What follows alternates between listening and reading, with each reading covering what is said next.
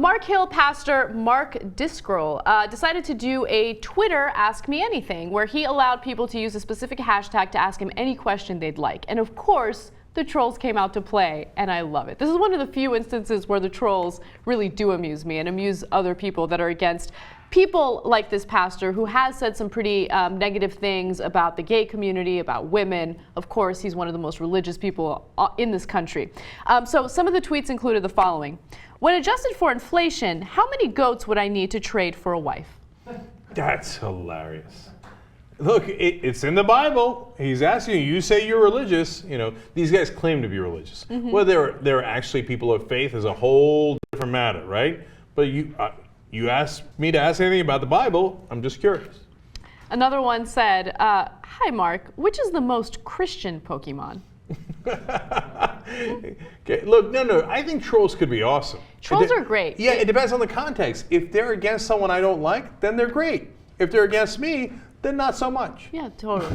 No, there's clever trolling. There are people out there who like to take advantage of the anonymity just to say the most hateful thing imaginable, and there's nothing clever about it. But when trolls are clever, I love it. Even if they say something against me, or if they say something against an organization that I like, whatever, it's hilarious. If they're clever about it, it's cool. Yeah. Like somebody was talking about our stream, right? They were trolling us. And they were like, I've seen a better stream after a night of drinking.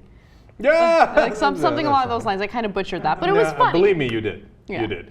But if anything needs to be trolled, it's our live stream. So yes. I hear you, brother. Okay, next. All right. Need help? The woman in my life won't stop talking. Any tips on keeping them quiet? The women in my life. Okay, well, you know, because a woman has to know her place, and the husband is the master of the house, and that makes sense. And then the final one that I liked was, hi Mark, what's it like building an empire off people's fears and insecurities? Always wanted to know. Thanks, bud. Now I want to go back retroactively and read the whole thing, not just for the clever trolls, but to see if he responded to any of them and what in the world he said. Yeah. So J.P. Morgan Chase just recently did the same thing, and they got trolled on Twitter. And what are you doing? Who at Yes. J.P. Morgan had the idea to try to do a Twitter thing where you get to ask him anything? Are you crazy? So that's my point. And of course, the reason why they did that is because they thought it would be a good PR move. Like, let's is that how it turned out? Let's use this social media thing to really get in touch with the people, especially the people we screwed over with these terrible mortgages, and now they don't have homes. Like that'll work, right? But that's the thing. It shows me that this pastor and J.P. Morgan Chase, they're in their own little bubble where they're totally oblivious to how many people hate them and how many people disagree with either the things that they've done or the things that they preach.